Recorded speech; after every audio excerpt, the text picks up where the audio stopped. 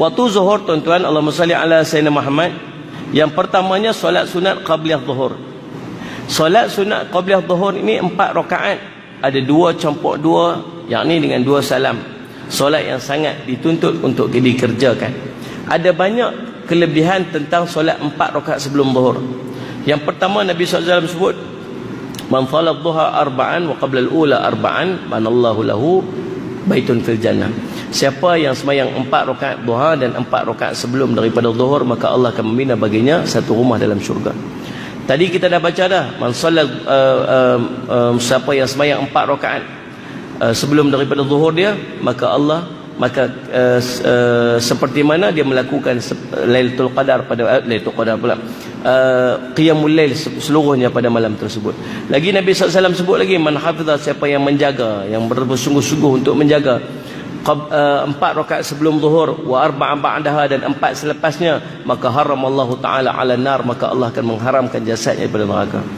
Banyak tuan-tuan kelebihan daripada 4 rakaat sebelum zuhur ni, tapi susah nak buat.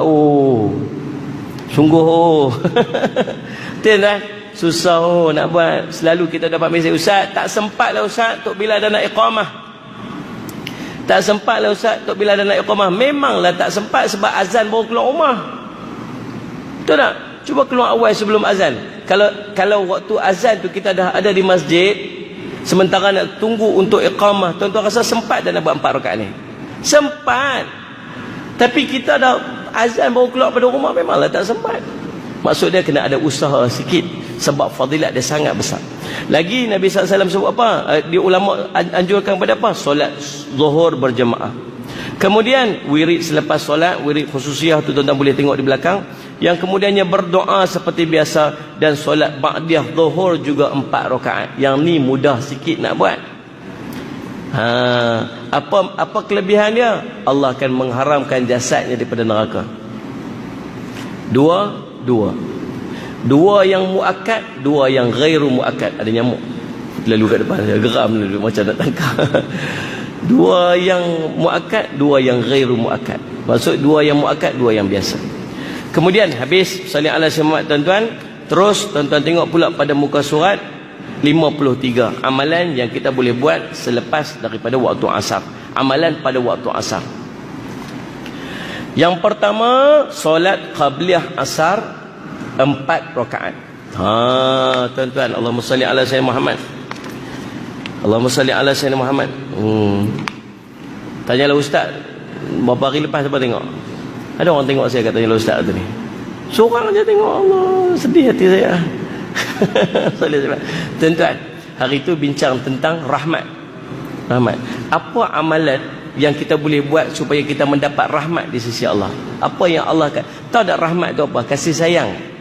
Rahmat tu masih Allah kasih, Allah sayang dekat kita. Salli ala Muhammad. Macam mana nak dapat kasih sayang Allah tu? Antara dia ialah tuan-tuan, amalan 4 rakaat sebelum asar. Nabi SAW sebut, tengok muka surat 54. An Ibni Umar an Nabi sallallahu alaihi wasallam qala rahimallahu ra'an shalla qabla al-'asr arba'an. Siapa Allah merahmati, Allah mengasihi, Allah menyayangi kepada seseorang yang solat sebelum asar 4 rakaat. Solat sebelum asar ini solat ghairu muakkad, solat sunat biasa. Dia bukan sunat muakkad, bukan sunat yang dituntut. Sebab dia tak masuk dalam surat senarai sunat muakkad. Salli ala Sayyidina Muhammad. Tapi siapa yang dapat buat 4 rakaat ini dengan maksud 2 salam, dua, maka dia akan mendapat rahmat dan kasih sayang Allah. Faham tak? Baik, kemudian solat asar berjemaah. Jangan tinggal solat asar berjemaah. Jangan tinggal solat asar berjemaah sebab dia sangat penting. Tuan-tuan tengok pada muka surat, Allahumma salli ala Sayyidina Muhammad, ni laju ni sebab nak kena berhenti dah. Salli ala Sayyidina Muhammad sana. Mana dia tu?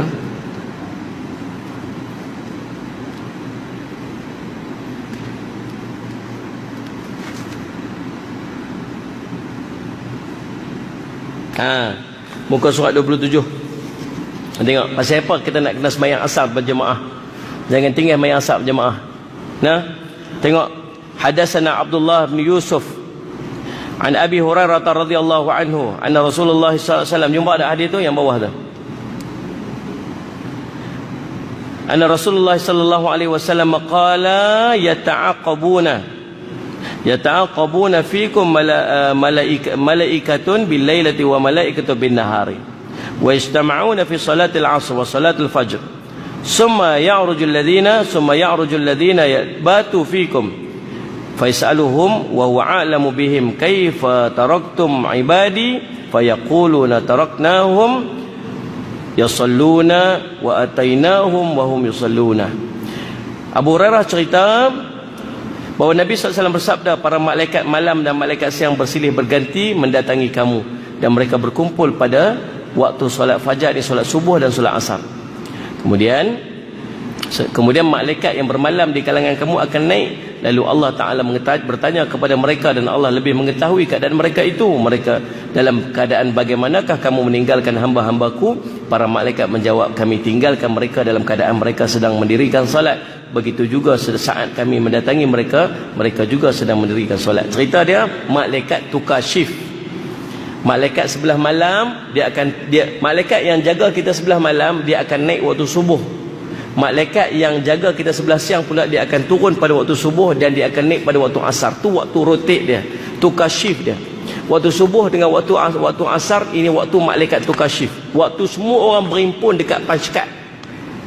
Seorang nak punch out, seorang nak punch in.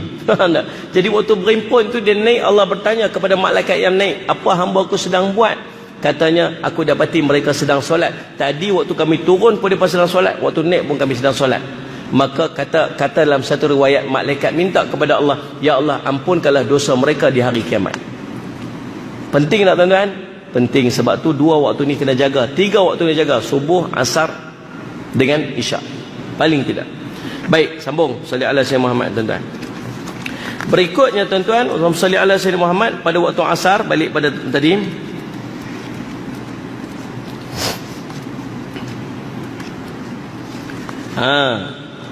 kemudian tuan-tuan, wirid selepas solat asar, wirid khususiyah ringkas. Kemudian kita berdoa. Kemudian jangan lupa pada waktu asar juga baca Sayyidul Istighfar. Pasal apa? Takut mati sebelah malam tu. Kemudian membaca selawat 10 kali waktu asar juga. Ingat tadi Nabi SAW kata apa? Maka dia akan mendapat syafaatku nanti di yaumul qiyamah. Dan dicadangkan pada waktu asar ini untuk kita membaca suratul Waqi'ah. Sebab ada masuk lapang sikit, kita baca surah Waqi'ah waktu tu. Surah Waqi'ah ni boleh baca sebelah malam. Tapi malam-malam kita tahu kita punya kelang kabut kadang-kadang tu. Mana nak baca surah Al-Mulk lagi? Faham tak? Mana dengan nak zikir amalan yang kita nak buat lagi? Mana nak duduk dalam majlis ilmu lagi? Mana nak sembahyang taubat lagi? Mana sembahyang hajat lagi? Banyak amalan kita nak buat pada sebelah malam tu. Maka kita cadang untuk buat sebelah asar, supaya tak kelang kabut dengan urusan ibadat kita pada sebelah malam. Pasal apa nak kena baca surah Waqi'ah ni? Sebab Allah nak jamin rezeki kita. Allah tak akan fakirkan kita di dunia dan akhirat. Faham tuan-tuan? Jadi saya berhenti kat situ. Berhenti kat mana? Berhenti kat asar. Yang lain tuan-tuan baca sendiri.